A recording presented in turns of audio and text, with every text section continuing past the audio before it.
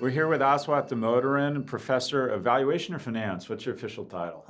Finance. Finance, Professor of Finance, and probably one of the 10 or 12 people in the world that can actually move markets. When you go on CNBC and you say something, you actually see the market move.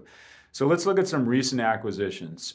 Charter-Time Warner and Verizon and AOL. What do these look like to you? Good idea, bad idea? I think what they reflect is that these companies are in bad businesses. The way these businesses are being run right now, the companies are not making enough money to cover their cost of capital. Something has to change. Yeah. And consolidation is, I think, one potential answer is maybe fewer companies, less competition. The bad news is that means higher prices for the rest of us. So that makes sense for Charter and Time Warner, but Verizon looks like it's trying to get into a different business with AOL. That doesn't look like consolidation. Verizon, I think the reason I would still think of it as an extension is what Verizon is finding is it's losing its power to the content business. Yeah. People who have the content essentially are setting the prices, and Verizon has to be a price taker. Yeah. What they hope to get with AOL is that they can control some of the content on their own.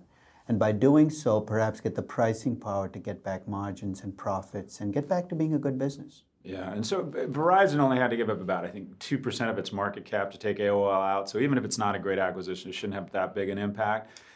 Charter, Time Warner, that's obviously more of a kind of a bet the ranch or that value destroying or value accretive strategy. Do you have a sense for the prices or viewpoint on either of those? I think that the Verizon acquisition of AOL, I think of it as an acquisition of an option. Basically, they bought an option. If it doesn't pay off, they'll throw the option to the trash can, so that didn't work out.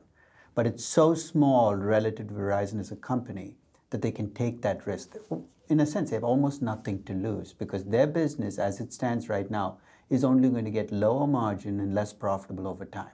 So they got to take a gamble. Yeah. The Charter-Time Warner, I think, is more reflective of an infrastructure business. What they're hoping for is that the technology doesn't shift under them. That's the big risk, is that 5 or 10 years from now, we don't need the cable guys for any of the stuff that we do.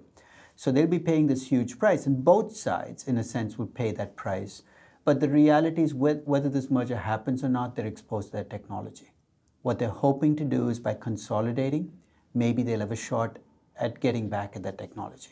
So you think there's further consolidation in the cable space? You think we're going to see a bunch of these things? I think the cable space is going to meld with these spaces. I think entertainment as an area is becoming broad enough that all of these companies are really competing for the same space. Mm-hmm. It's 10 years ago, 20 years ago, that each segment did its thing and was able to make money in its segment of the entertainment business.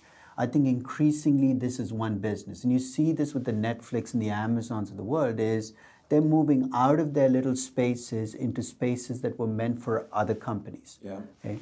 So I think increasingly you're going to see competition in this space from companies you didn't even think were in this space. Yeah. You might see an Apple in here and a Google in here for the next decade. Yeah. And that's what's going to shake up this space. And do you see any natural couplings coming our way when you look at two companies and think they should, any predictions in terms of who's next kind of being taken off the dance floor? I think if the social media companies were not as highly priced as they are, you'd see a lot more of them being assimilated by the Googles and the Apples of the world. Mm-hmm. The problem is that the prices you're paying for these companies right now, it's a very expensive option. Yeah. So if you're Google thinking about an electric car, buying Tesla is a very expensive way of getting there. Yeah. So I think part of the problem is that the levels of the market you have right now, it's difficult to see the kind of couplings you need to make money in the future. Great. Thanks, Professor. You're welcome.